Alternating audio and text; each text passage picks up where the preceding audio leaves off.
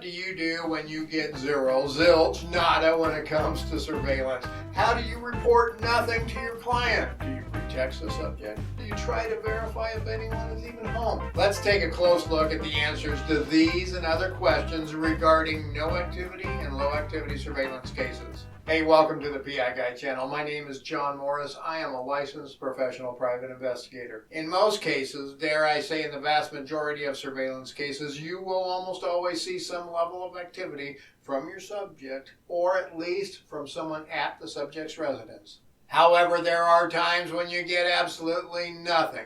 Really quick, go down in the comments below and let me know, how often does this happen to you? Now, most surveillance investigations, especially when it comes to insurance jobs, are 2-day cases, or better put, 16-hour jobs.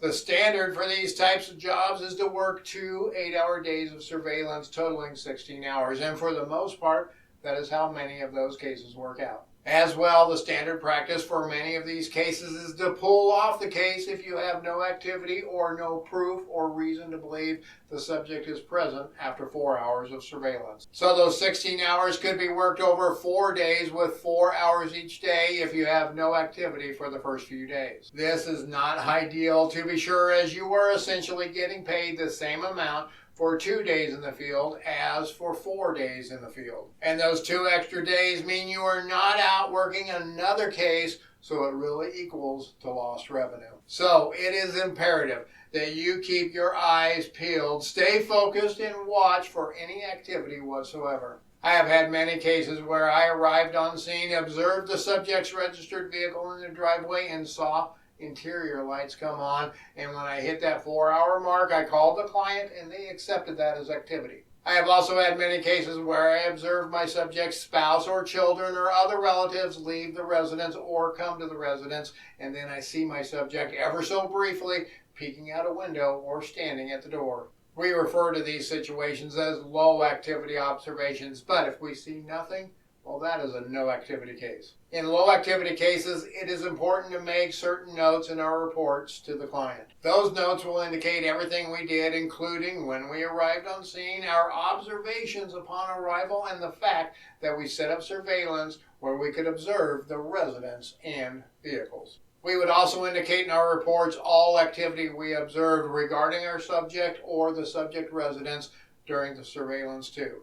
Things like 6:35 a.m., the investigator observed an interior light being turned on inside the residence. Or 7:15 a.m., 2 children were observed exiting the residence and walking towards a nearby school. Both of these types of activity could indicate that the subject might be home. The key word there is might. The subject might be home.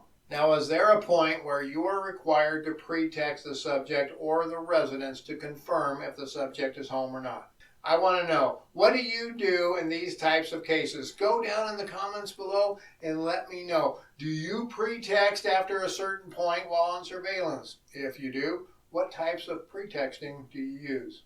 Now you may be asking, what is a pretext? Well, simply put, it is doing something to gain information about a subject that does not give away the actual intent of the investigator. I might pretext someone by calling them on a landline phone number and pretending to be a telemarketer. Obviously, if the subject answers a landline registered to the residence, then they are most likely at home. I guess they could have call forwarding, but that is not very likely. Another pretext I might use is having a picture of a cute kitten or a cute puppy on my phone, knocking on the door and acting like I am a neighbor from down the street and I'm looking for my lost kitten or puppy. But the question is, should you pretext? And in my humble opinion, no. Well, sort of no. Some clients require this, so you need to ensure you know the client's requirements before taking on the job. A huge risk to doing pretexting is the fact that you are making direct contact with the subject. In most states, you cannot have contact, including incidental contact, with a subject involved in a legal matter if they are represented by an attorney. And to complicate it even more, the client may say the subject is not represented because they have nothing in the file regarding the subject having legal counsel. But that does not mean they didn't seek legal counsel recently or something was left out of the subject's file. And folks, if there is one lesson I have ever learned over the years, it is this one. Come here. Listen up closely. Ignorance is not a defense. And a second lesson I have learned is this. If you find yourself in a legal pickle out there, your client is not going to defend you, nor can they defend you in the matter, even if your client is an attorney, as this would most likely be a conflict of interest. My rule of thumb is no pretexting of the subject for me and my company. And yes, I have lost some clients over the years due to this. I used to do a lot of pretexting back in the day, as most of my clients required it. I still have some of those clients because I educated them on the legal ramifications involved in pretexting, and some of them, well, we agreed to disagree and went our separate ways. But what about those cases, that 5% where we get nothing, not a zilch, no activity whatsoever? How do we report those situations? First, make sure you report all of your activities, such as when you arrived and what you observed upon arrival. I also always recommend getting time shots, whether your client requires them or not,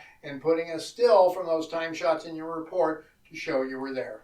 A time shot is a brief 10 to 15 second video shot of the residence and the surroundings. I do these on an hourly basis for every surveillance case I work, even if I am getting activity of my subject. I don't put a time shot for every hour in every report, but I will usually include a shot from when I arrived and from when I departed the area at the end of the day. In the case of a no activity situation, I may add a couple more in the report and provide the client with a video with all of my time shots to show I was there for the full time I reported I was there. For cases where I do have activity of the subject, I will often include the arrival time shot and the last time shot before pulling off in both my report and in my video provided to the client. These steps will usually provide enough proof to your client that you were there and there was no activity, such as a vehicle missing from the driveway or a new vehicle present. But if you are having too many no activity or low activity cases, your client may start to get suspicious of that.